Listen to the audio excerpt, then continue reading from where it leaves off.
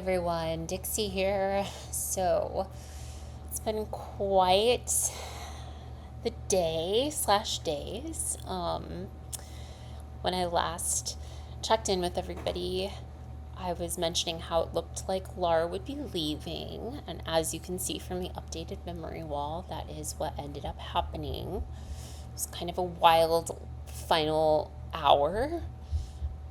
We decided that given the fact that it was very unlikely that Lara had anything, that it would be kind of pointless just to lead her along and not tell her. So we did end up telling her. And by we, that primarily fell to me because Doom was at a concert, Banjo was entertaining a friend, Leah was off doing something, it seemed, and then Celestia was kind of multitasking. So basically, told Lara, girl, I think it's looking like it's going to be you. I'm sorry.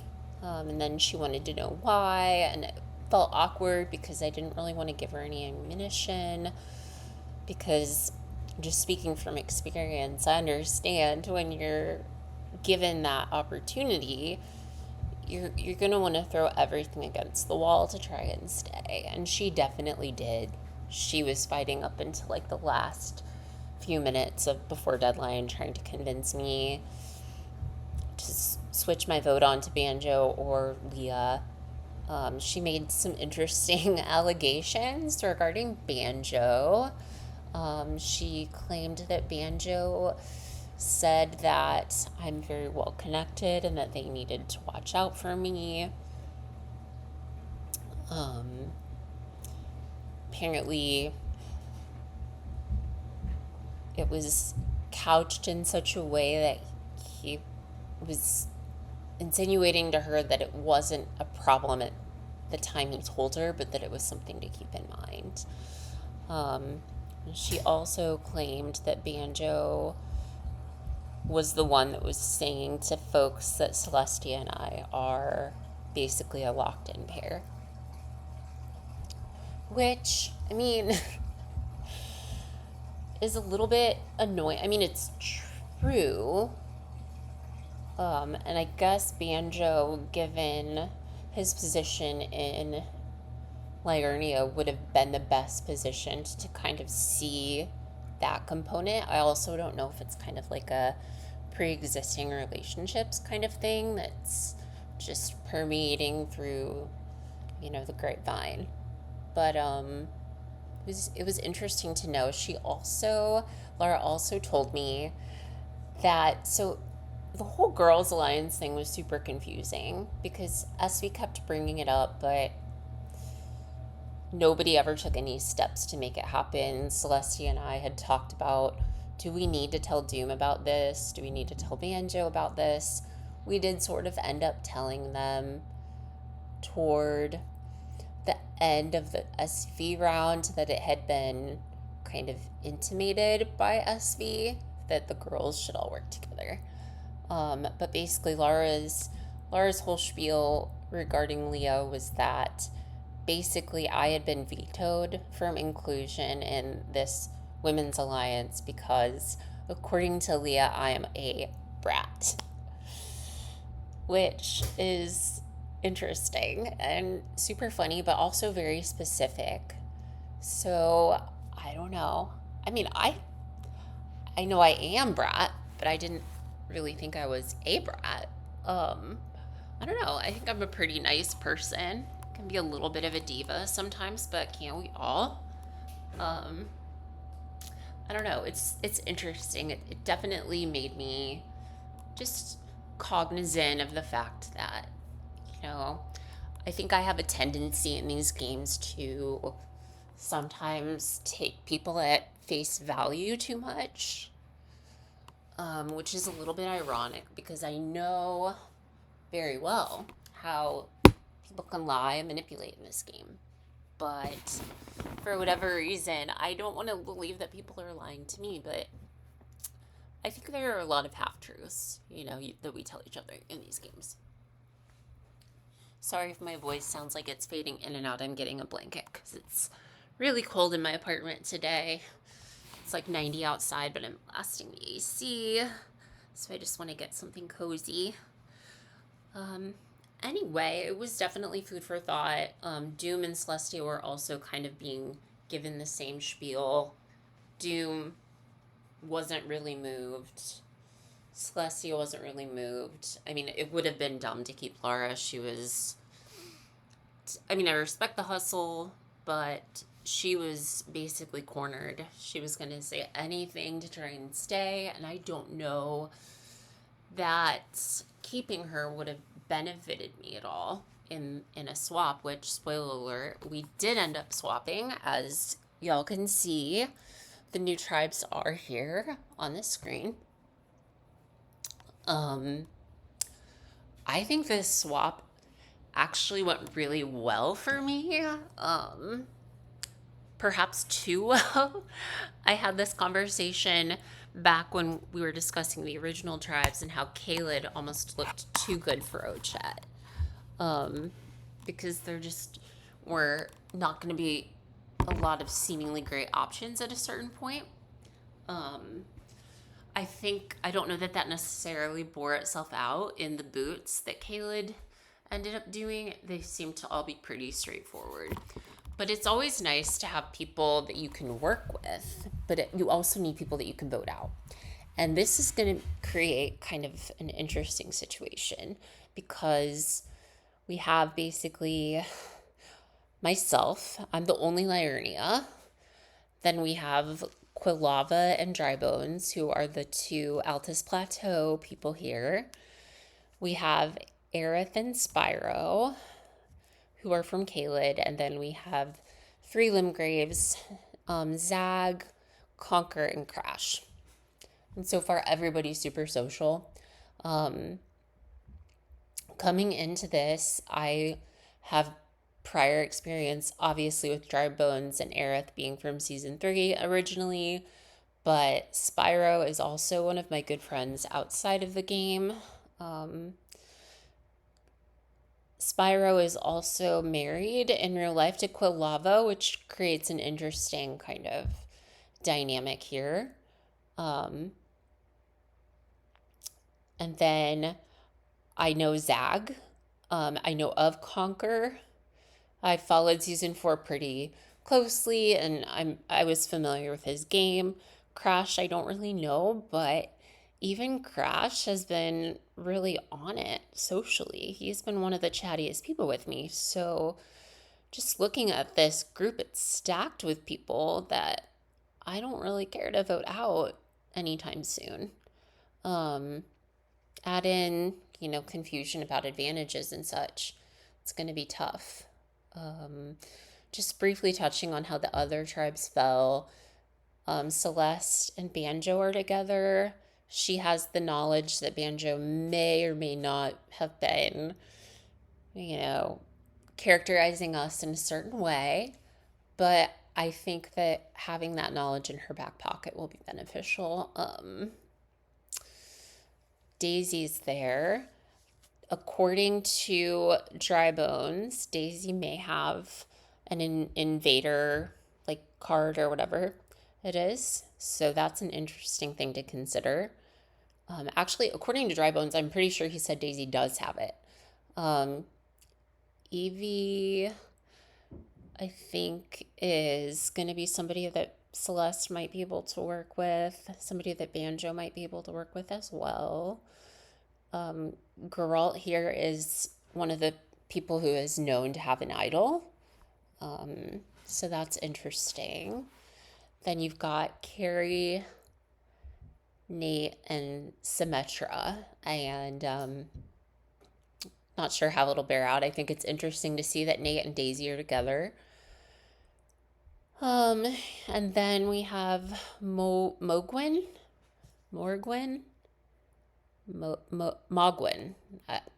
however you pronounce that. So this tribe seems like a hot mess. You've got Doom, who I feel really bad because he wanted to keep Lara over Leah the most, and he's the one that ended up getting stuck with Leah in what I think is a potentially pretty dire situation. because I don't know. I'm worried for my girl Ochette here too, but Steve is her person from Kayla that's with her. And then it looks like Doom and Leah, and then Urbosa, Mouse, and DK, and then Zero is kind of the solo one here. In terms of just relationships, I think Steve is going to be in an interesting spot because I seem to remember that when the cast list was revealed after season 4 that he had a relationship with Leah and was surprised to see that she was who she flipped as. I know that Mouse and Leah have a relationship, so I think that Mouse and Leah are definitely going to hook up in terms of just working together. Mouse might bring Urbosa. Urbosa is a pretty chaotic player, but I think she can be rallied to a cause. So I think Steve could end up being in sort of a swing position here, potentially. And that's if the other three don't just kind of fall in line with whatever the majority wants. I think they might have an easy DK vote here, but then I think it could become a little bit dicey for my girl Ochette and for my boy Doomslayer. We'll have to see. I'm really glad that I'm not there. But like I said, I think that having a really almost too good tribe can be also a bit of a curse. So we'll have to see. Oh, and apparently Mouse also has an invader power and is the primary suspect for the Altus Plateau Idol. So that leaves one invader unaccounted for, potentially in the hands of somebody from Limgrave, just because when I was talking to Zag about it, he seemed to have some knowledge of how it works. But then I was also talking to Drybones, and there seemed to be a little bit of a discrepancy. But Zag kind of, when we were talking, responded in a way that didn't make me feel like he was definitively kind of trying to imply that they had no invader at their disposal. So there's that, and then there's the Kaled idol, which Aerith claims she found late.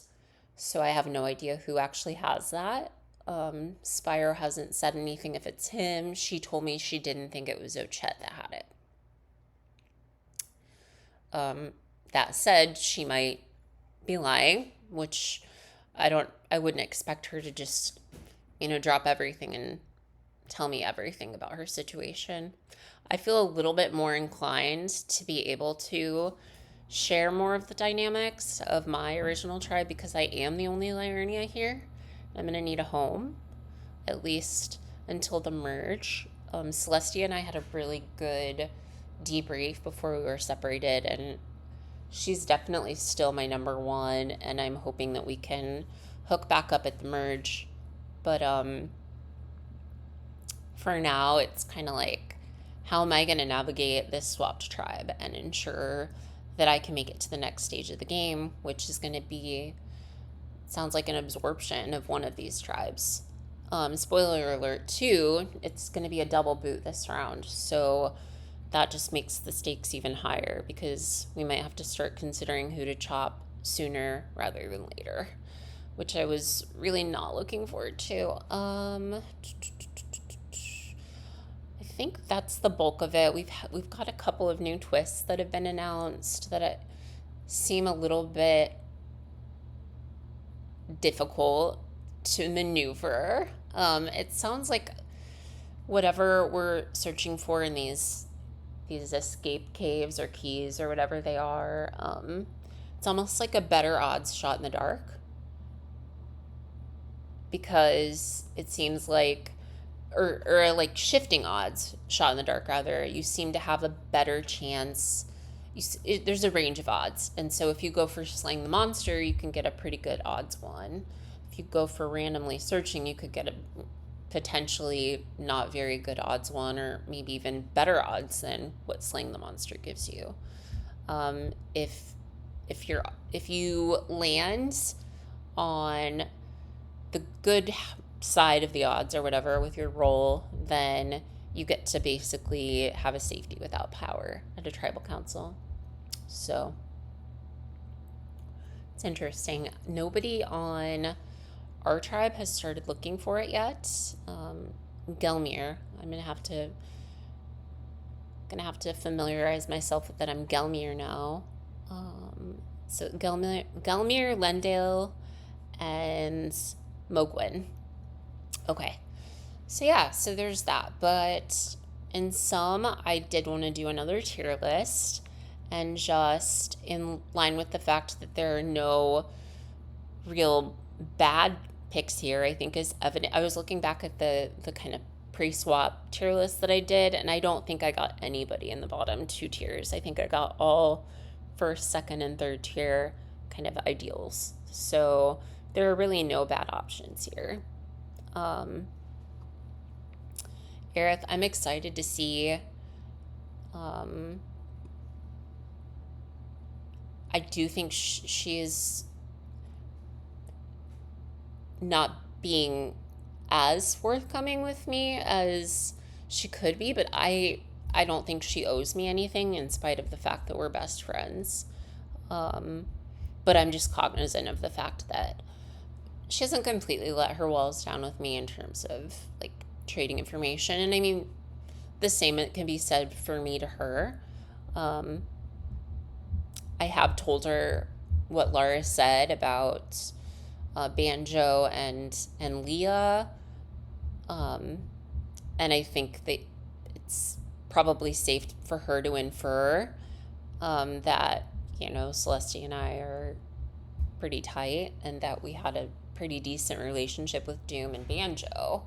The way that it's hard. I don't know if there were alliances on Caelid. She seemed to basically, she didn't really care for Sully's conversation style. She was happy to get rid of him. It sounds like they had generally straightforward votes. So strategically, I don't know if like she and Spyro and Ochette had something solid, or if it was just kind of mutually understood that they were going to vote other people out. So Era's Primo,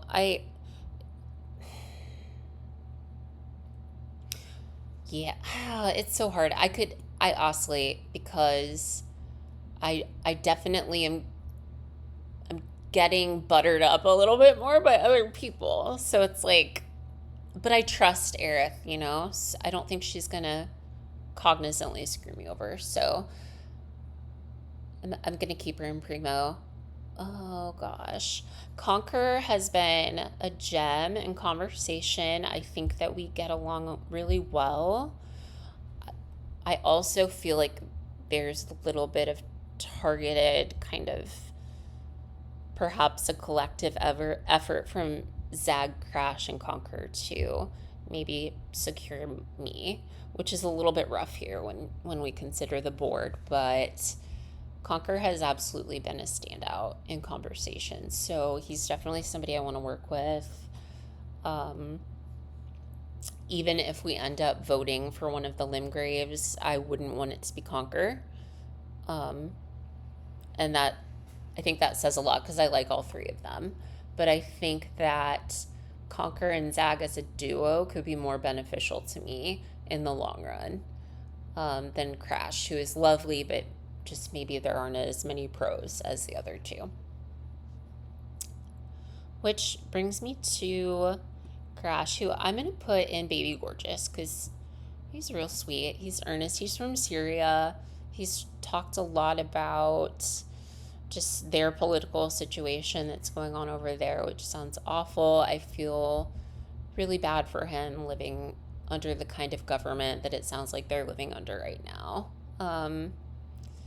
We we've had a lot in common too, just talking about pop culture and stuff. So I like Crash a lot. The problem is that I feel already spread a bit too thin in this group. So I think while he may not be the person that I would ideally want to vote, just as things stand, I think he'd probably be maybe the only viable option. Um, Dry Bones has been one of the first people to open up to me game wise and has shared a ton of information with me, as I have reciprocated. But he told me about kind of basically the hunt over in Altus Plateau. He told me about how Iron Mouse may have a bevy of prizes, about Daisy potentially having the invader. I think he also likes Quilava and Spyro and is kind of insinuating that he wants to potentially work with them. So Dry Bones is a primo. Quilava is so sweet, and obviously the situation's complicated by his relationship with Spyro. I just don't really know Quilava as much. And I would say, based on the three people that I didn't have any experience with prior to this, Conquer, Crash, and Quilava, I'd probably, just based on the other two being so great, I would put Quilava just under them. But he's still lovely and really sweet and seems to have fun taste in music and memes and gifs. And so I'm enjoying him. I wouldn't want to vote him out. And I did have a conversation with Spyro, just asking him how he felt about Quilava being here. And I did let him know, Zag had asked me, hey, are Jay and Jamie still together? And I don't think that Zag was asking it in a negative way. I think, Dry Bones is also, I don't think there's anybody that's unaware of the relationship there, but I do think Spyro is hoping that it's not an issue. And I worry that if Jamie were to get targeted, if Quilava were to get targeted here, that Spyro would maybe fall on his sword. Because I know they just played another All-Stars game together, and Jamie got voted out in that one, and Spyro's now in the final three of Euro, so it's just complicated. I think it's going to be workable, but it is somewhat of a just delicate situation to maneuver. So I'm going to put, this is so embarrassing. It's like a bunch of primos and then two greats. I'll put Zag in Oh Hell Yes, because I feel like I have a good relationship with Zag, but I know that Zag will kind of do things for the meme. So it's hard to fully put your trust in somebody like that. But I do think that there could be the start of something really good, foundationally speaking, between Zag, Conquer, and I.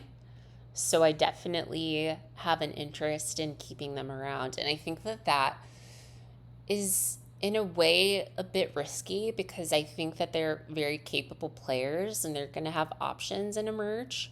So I just need to keep them locked down. So I think for me overall, this is a primo tribe, as evidenced by the fact that nobody's even bottom tier. Like, nobody's Urbusy, which, ironically, it sounds like Drybones said she's been pretty tame in this game so far. So we'll just have to end up seeing. Yeah, our immunity challenge got posted. It looks really hard. There's only going to be one winner. I really hope it's us, but hoping for the best, expecting the worst. I will certainly check in soon, everybody. To all of my American friends, have a great 4th, and Dixie out.